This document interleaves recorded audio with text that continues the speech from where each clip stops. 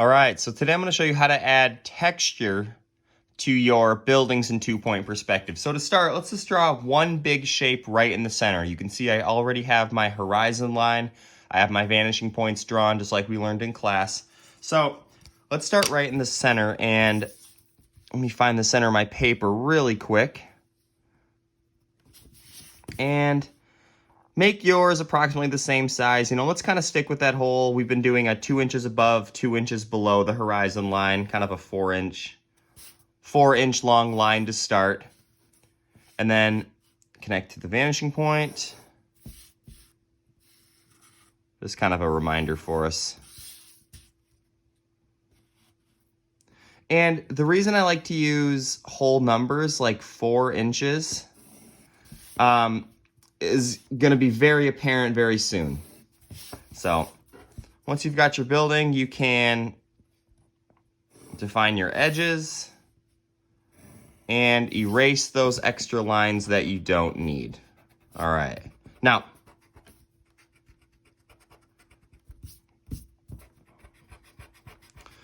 so basically, here's what we do. You're going to take your ruler. I'm going to zoom in a little bit.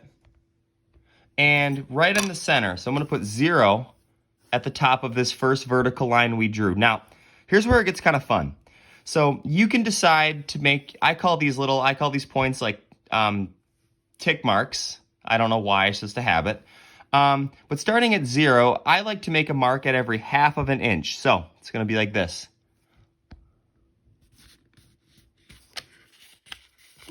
So you can see we're at 0, so I'm going to make a mark at 1/2, 1, 1.5, 2, 2.5, whoops, 3, and 3.5. So I should have 7 marks altogether, 3 below the horizon line and 3 above the horizon line. So all I'm going to do next then is connect these points to the vanishing point on the left and to the vanishing point on the right like this. So watch how I do this, because a lot of people make a mistake their first time trying this. So I'll put my pencil on the point, line it up with the vanishing point on the left, and draw that line to the edge of my building. Now, I'm just going to go up this line and readjust my ruler each time. So I'll move up to the next one. I need to readjust my ruler, line it up with the vanishing point, draw that line. Readjust my ruler, draw that line. Notice when I get to the top, the lines are going to start to go downwards, and the ones on the bottom go upwards towards that vanishing point.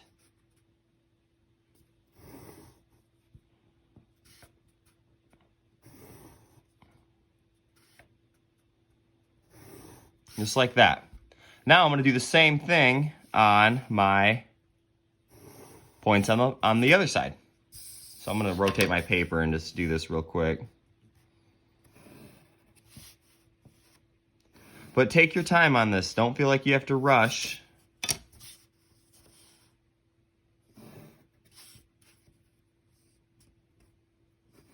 Oops.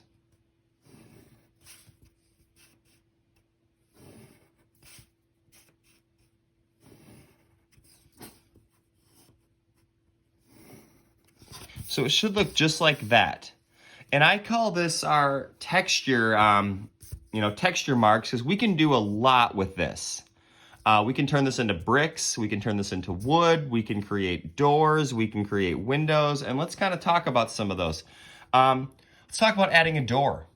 So to get started with this, to add a door, let's put a door on the left side right here. I just need to pick a starting point, and I can just pick one of these lines to start with. So let's just pick this one right here. All I need to do is pick a start point and an end point, and then take my ruler, draw a vertical line on the left, vertical line on the right, like that, and voila. I can erase these lines on the inside, and I have the starting point for a door. Windows are the same way. Let's put a big window or maybe a sign up at the top. Just pick a start point end point, draw it down as big as you want, draw it down as big as you want, and then erase the lines on the inside. And you know, for a window, you could add, you could add a window frame, you could add little lines like kind of diagonal lines to show glass reflecting. You could add for your door, you could add a doorknob. You could just to try to make it look more like a building rather than just a box. So lots of cool things you can do with that over there. And we'll talk about other textures too. Let's talk about creating bricks on this side. Or, if you want to make your building made out of wood, what you could do is create wood texture. Actually draw, kind of wavy lines that kind of resemble wood. You could add little nail holes in each of these boards if you wanted. Lots of cool things you can do with that. Or you could, save the wood texture for when you color it with colored pencil like we practiced in class. But let's say you wanted to do bricks, because that's a very popular one.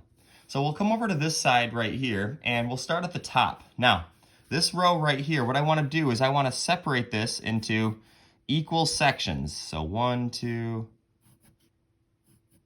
just like that. So I drew 4 lines separating this top rectangle. 1, 2, 3, 4. So what I'm going to do then is I'm going to skip this row right here, the second row, and the third row, I'm going to draw the same lines in the same place. Skip a row. And what some people like to do is they actually just like to take their ruler and just line them up nicely. Look at this. And just line, skip, line, skip, line, skip. And just every other row, you're going to draw those brick texture lines. Like that. Now, here's where the fun begins. In the middle, so between this brick right here, this very first one in the top left, I'm just going to draw a line in the middle of it. And draw a line in the middle between these two. Between these two, then these two, and then these two. Skip a row, line, and just repeat the same thing.